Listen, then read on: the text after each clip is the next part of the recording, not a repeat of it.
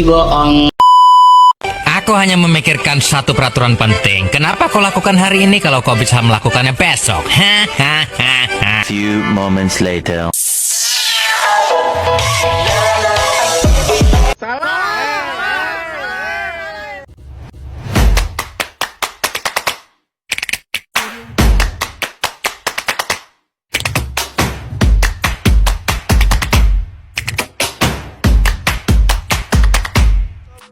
Halo, assalamualaikum warahmatullahi wabarakatuh.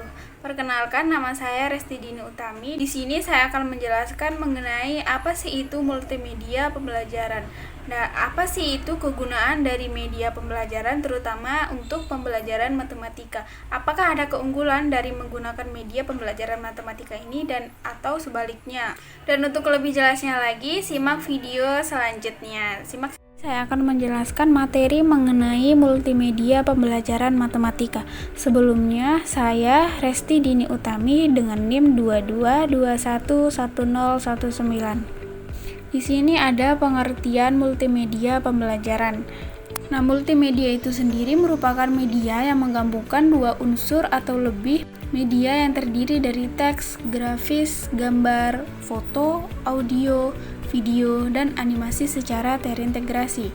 Sedangkan pembelajaran itu merupakan suatu proses kegiatan yang memungkinkan guru dapat mengajar dan siswa dapat menerima materi pembelajaran yang diajarkan oleh guru secara sistematik dan saling mempengaruhi karena adanya umpan balik. Nah, penggunaan media ini yang baik dan kreatif akan memungkinkan siswa itu untuk belajar lebih baik dan dapat meningkatkan performa mereka sesuai dengan tujuan yang ingin dicapai.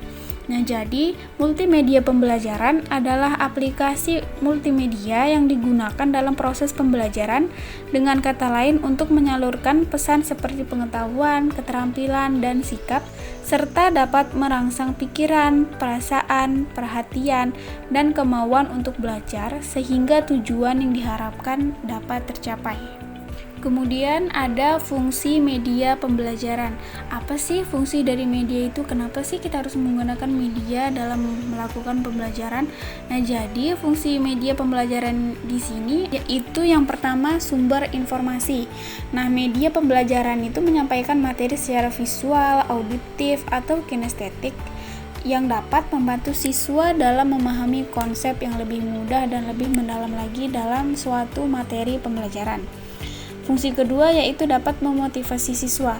Nah, dengan media yang menarik seperti video maupun animasi-animasi lain yang terdapat dalam video tersebut, nah itu membuat siswa akan lebih termotivasi untuk belajar karena media tersebut bisa menstimulasi rasa keingintahuan siswa mengenai materi tersebut.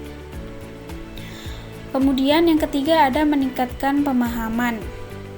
Nah, media itu memberikan penjelasan melalui berbagai format seperti teks, gambar, maupun suara, sehingga materi itu lebih mudah dipahami dan lebih diingat oleh siswa. Yang keempat, memperjelas konsep abstrak.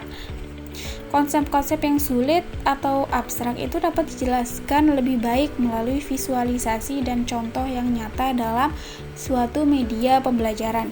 Kemudian yang kelima, interaksi dan partisipasi yang aktif.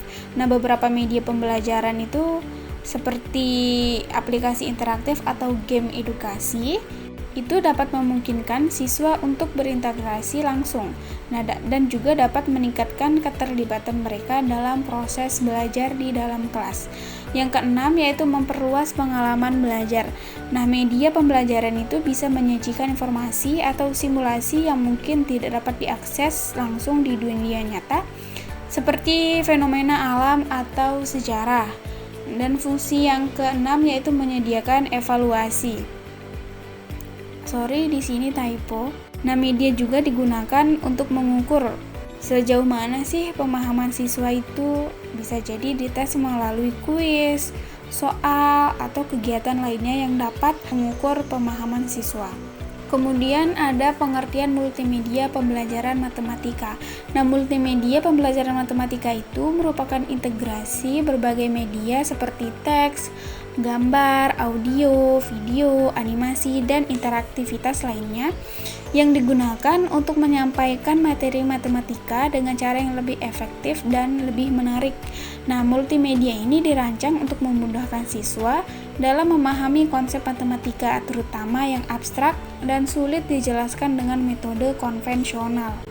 Berikutnya ada komponen-komponen multimedia dalam pembelajaran matematika. Yang pertama ada teks. Nah, teks ini digunakan untuk memberikan penjelasan tertulis tentang konsep atau instruksi. Yang kedua ada gambar dan diagram. Nah, gambar dan diagram ini menyajikan visualisasi konsep seperti grafik, bentuk geometris, atau diagram alur. Dan yang ketiga ada audio. Nah, narasi atau instruksi suara yang dapat membantu siswa memahami konsep melalui pendengarannya. Yang keempat ada animasi. Nah, animasi ini dapat memberikan gerakan pada gambar statis untuk memvisualisasikan proses matematika yang dinamis seperti transformasi geometri. Terus yang kelima yaitu video. Nah, demonstrasi visual langsung dari konsep atau aplikasi matematika dalam kehidupan nyata. Dan yang keenam ada simulasi interaktif. Nah, alat yang memungkinkan siswa berinteraksi dengan objek atau konsep matematika itu seperti memanipulasi bentuk atau angka.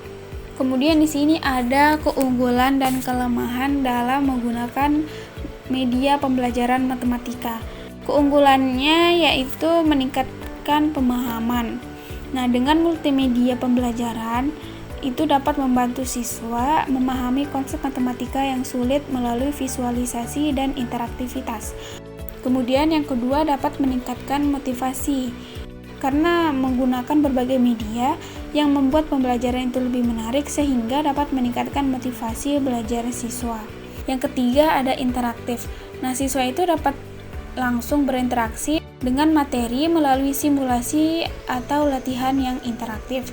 Yang keempat ada fleksibel. Nah, media ini dapat diakses kapan saja dan di mana saja melalui perangkat digital, sehingga siswa itu dapat belajar sesuai real time mereka sendiri. Yang kelima yaitu akses ke sumber daya yang beragam.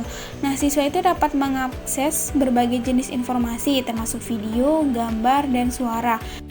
Kelemahan yang pertama yaitu ketergantungan teknologi. Nah, tidak semua siswa itu memiliki akses yang memadai ke perangkat teknologi seperti komputer, tablet, atau koneksi internet yang stabil. Nah, hal ini itu dapat menghambat pembelajaran jika multimedia ini dijadikan sebagai komponen utama dalam pembelajaran. Kemudian yang kedua yaitu biaya pengembangan. Nah, pembuatan konten multimedia yang berkualitas ini memerlukan biaya dan tenaga ahli yang cukup besar, sehingga disinilah kelemahannya. Kemudian yang ketiga, potensi distraksi.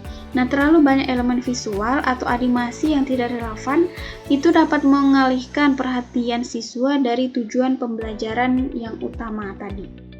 Kemudian ada kelemahan keempat yaitu tidak semua materi cocok. Nah, beberapa konsep matematika mungkin lebih efektif diajarkan melalui metode tradisional. Kemudian ada jenis-jenis aplikasi dalam multimedia matematika.